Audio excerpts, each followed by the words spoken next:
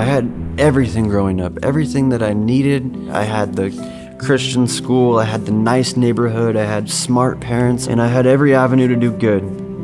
I was born with no fingers, and kids made fun of me pretty strongly. It was just such a struggle to fit in. I started acting out because I could get attention when I acted out. And then I started to become known as that person who acted out. Built this personality that I just was crazy. I would do anything you asked me to do. Wasn't scared of getting hurt. I was just that crazy kid that everybody knew.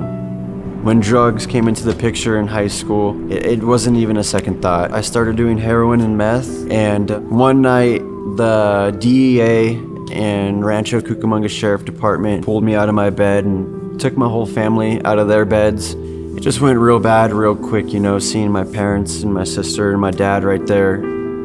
The shame and guilt was unbearable. Drug addicts get in a vicious cycle. You get high and you do these things that go against all your morals and everything that you were taught.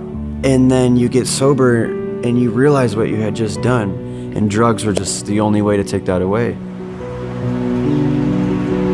I've been to maybe 10 rehabs in my life. I've been homeless. My mom and my dad, they cut me off. They were over it.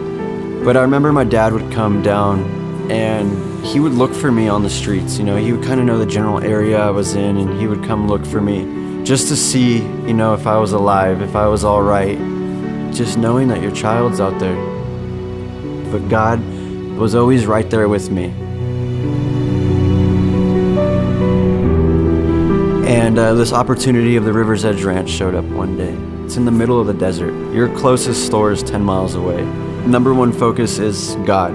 It is all about Jesus Christ. You have guys that have come out of prison. You have guys that are heroin addicts, alcoholics. And it's just a tight-knit brotherhood of people that are wanting to change their life.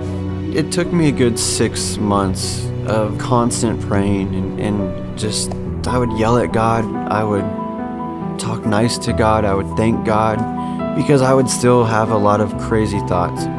I didn't feel like I deserved to have a good life. I just did caused so much damage and so much hurt and pain that I didn't deserve all these promises that God offers. But God, He breaks shame and guilt, and He never left me. And I never felt that. I just never had that feeling. It was always just me worrying about what they're thinking of me, what He's thinking of me. I didn't have that at the ranch. It's just such an amazing thing how God can free you, and just that's how my cycle was broken.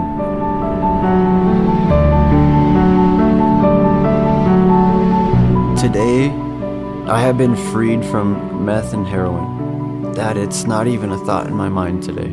I have an excellent job. I have a wonderful daughter that I get to see now. He worked out my relationships with my family, with my parents. They forgave everything that I've ever done to them, and they just have so much love for me now, and they deserve every ounce of that happiness that they feel.